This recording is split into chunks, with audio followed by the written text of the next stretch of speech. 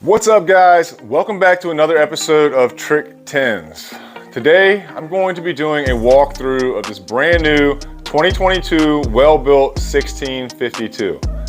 Obviously, you guys saw me put all the electronics in here and hook this thing up for tournament fishing, but I figured since this is my favorite boat and size, I should do a review, especially since it's brand new.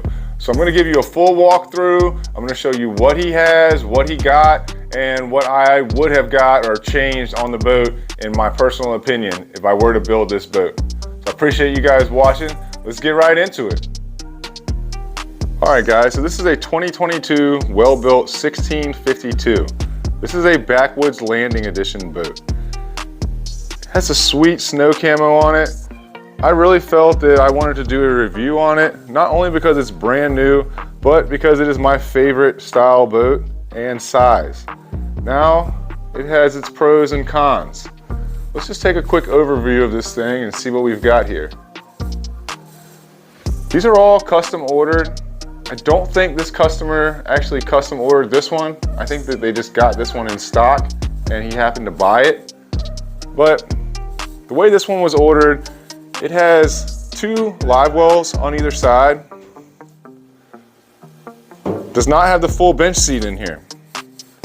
Has these extra extended deck platforms on either side, which is pretty cool if you're running a big long, mud motor or something.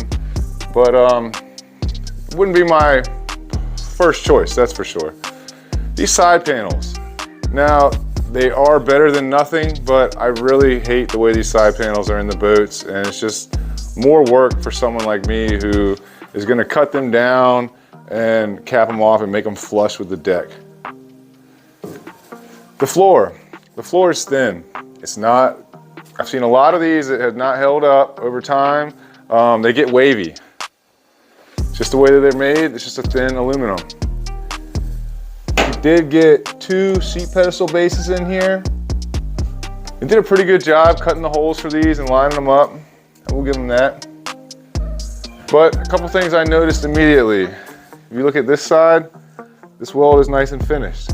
Look at the one on the opposite side. It's pretty boogered up. The thing that really stands out to me is this front deck extension, which is an add-on. If you look at these welds around here, they're like pulse welded. Half of them aren't really doing anything. They're just kind of sitting up there.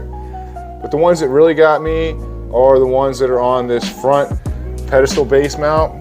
I mean, this is like a cast aluminum, so it's not easy to weld to begin with, but this is just really ugly. I mean, especially this one. It's like a caterpillar just fell asleep and they just painted right over them. I really don't even think that this is attached right here. It has no fusion. I guarantee you if I put a screwdriver right here and smacked it one time with a hammer, probably 2/3 of this weld would just pry right off. They did add these plates underneath of them. Obviously, they realized they had issues in the past with a lot of these pedestal base seats ripping out. So they're trying.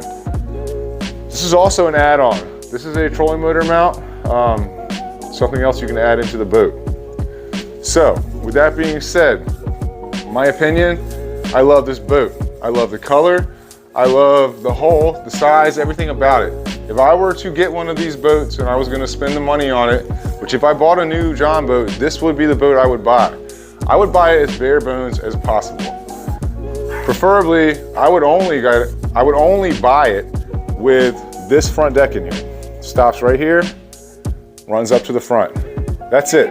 I would request no seat pedestal base, no trolling motor mount, definitely not an extended deck, no side panels, no floor, and I would even get it without a back bench seat if they sell it that way. But the back bench seat is not, it's not something that you can live without. So the back bench seat would be cool to have in there because then you could just frame off of that and build your decks. And I usually use that as a storage compartment anyways. And most of the guys around here are not going to be fishing with a mud motor. So the back bench seat is actually beneficial because that's where you're going to sit when you're driving with tiller arm. Plus it gives you somewhere to start framing your back deck platform. So that's my 2 cents on the boat. I think they're great boats. I just don't think that you should pay all the extra money to get all the extra stuff that isn't exactly top of the line, in my opinion. So let's get on to the trailer. This trailer is actually really nice. It's the same as the standard backwood landings trailers that you see that come steel, but this one was painted galvanized. I really do like the way that they have this piece. It's like a one piece, it's bent and formed. It's got a license plate holes down here, recessed lights in it. It's definitely sick the way they did that. I like the, the grip tape that's on here. These side bunk rails, the guide rails, they're pretty cool too, the way they did this with the flat bar on either side and the square tube with the U-bolts. It's adjustable, so different size boats can fit on the same type of trailers, which I think that's a great addition. And the galvanized just really sets it off. Makes it a lot more weatherproof, and it'll have a lot longer life. It has 14-inch wheels on it with a full-size axle, which is very nice. This boat is very light. You could probably get away with a trailer that's half this size with some small tires, but I would definitely recommend getting a trailer like this for the longevity of the boat itself.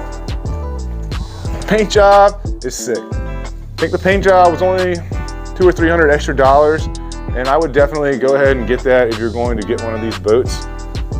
But this trailer is nice. Very nice trailer, well constructed, everything about it.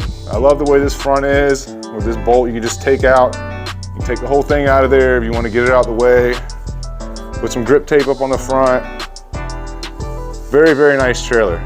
Another thing about this boat, they moved the winch eye all the way up to the top front corner, which I think is an excellent idea because it gets it closer to this angle and point on the front, which with all these connection points right here, it's going to be a whole lot stronger here than it would be back down underneath here like they used to do it. So that's definitely a plus for the 2022 model. Well, that's my 2 cents about this boat.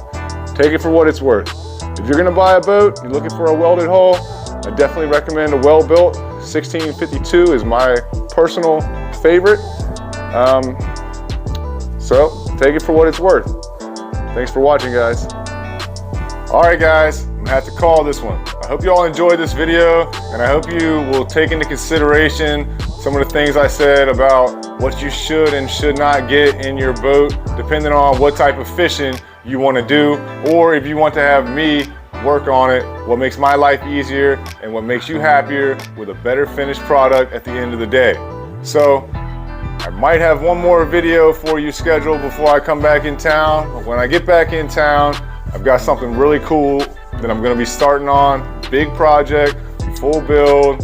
It's going to be sick. I'll see y'all next time.